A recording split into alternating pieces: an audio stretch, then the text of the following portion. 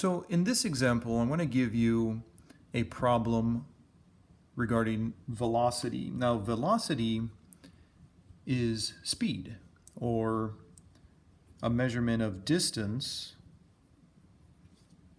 versus time.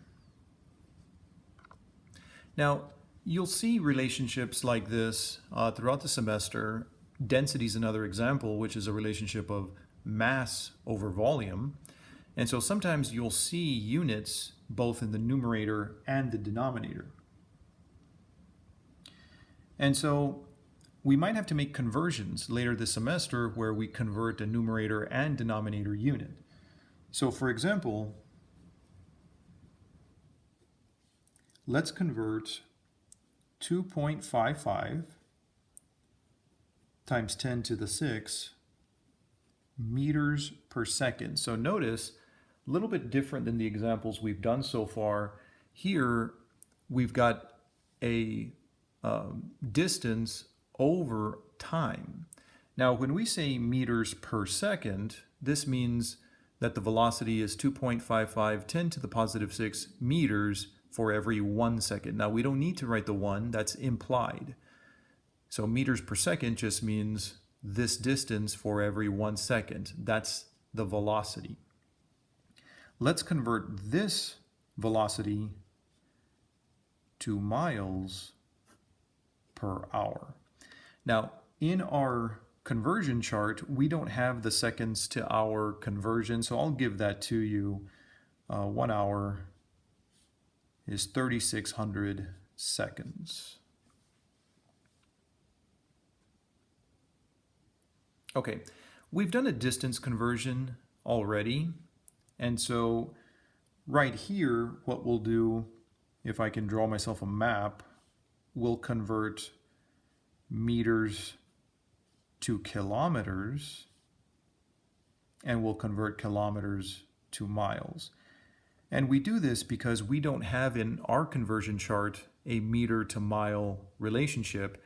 We have a meter to kilometer relationship, and we have a kilometer to mile relationship.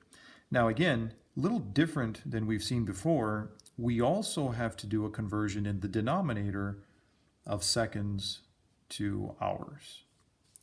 Now, the technique, dimensional analysis, no different, except we're just going to do a top unit, and then we have to do another step for a bottom unit.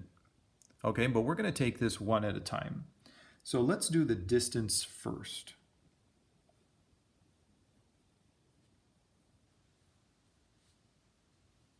So I'm writing my meters over seconds, and I'm not going to worry about the seconds. I'm going to do the distance first. So let's just pretend that the seconds is not there. Let's just focus in on the meters, and let's convert meters to kilometer, and let's cancel meters. So that unit is already taken care of. Meter over meter, that's going to cancel. Next, let's convert kilometer to mile, or miles, and let's cancel kilometer. So our kilometers will cancel. And so we've done it. We've converted the distance from meters to miles. Now, let's keep going because we also have the denominator unit to convert. So notice what we're going to do here. In the denominator, in the bottom of our ratio, we want seconds to convert to hours. And we want to cancel seconds. So notice seconds is in the denominator. In order for seconds to cancel, we're going to put the unit of seconds up in the numerator. And so you can see that seconds on top cancels with seconds on the bottom. And I always advise to set up the units first, because you can see here by setting up our units, all of these units cancel except, look at that, miles on top and hours in the bottom. And so at least we know that we've set up our units correctly. At this point, we just have to plug in our values. The relationship here, 1 kilometer is 1,000 meters. 1 mile is 1.609 kilometers. And 1 hour is 3,600 seconds. Okay, so our miles per hour is 5.71, 10 raised to the 6 miles per hour.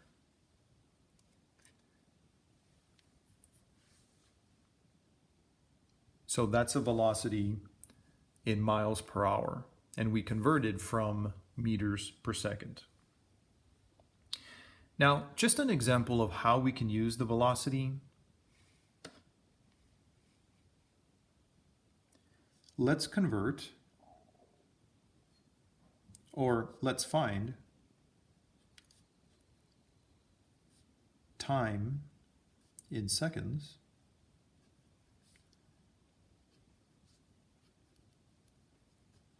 to travel, we'll just call this 1,500 miles. So in other words, we know our velocity, 5.71 times 10 to the 6 miles per hour. And the question now is, okay, well, how long does it take to travel 1,500 miles at this velocity? And so think about the question. The question is asking us, okay, 1,500 miles, how much time does it take? What's the relationship between 1,500 miles and seconds? And so you have a distance and a time that you want to relate. We can do that as long as we have a velocity. So what we'll do here is it's almost like a distance to time conversion, if you want to think about it that way. We have 1,500 miles, and we want to convert to seconds. Now, we don't have miles to seconds relationship. We have a miles to hour relationship, and we can cancel miles. And that's okay, because once we have hours, we can then convert to seconds and cancel the hours.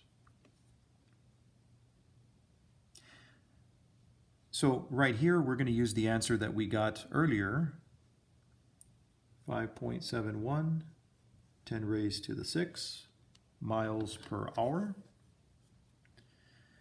And then the second to hour relationship, that was a constant that I gave you. 1 hour is 3,600 seconds. If you take a look at the units, you'll see that the mile over mile cancels.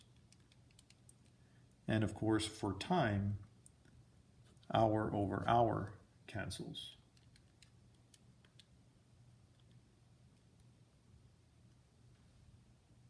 Okay, so we're traveling really fast, and so you notice that our unit left over is seconds, and we have two significant figures, right? We have two significant figures, and so our answer should have two significant figures. Now, that's just because the way I wrote the problem. I just wrote it with two significant figures, so I'll answer to two significant figures. 0.95, that's a leading zero, so not significant, seconds. So less than 1 second to travel 1,500 miles. That's pretty fast.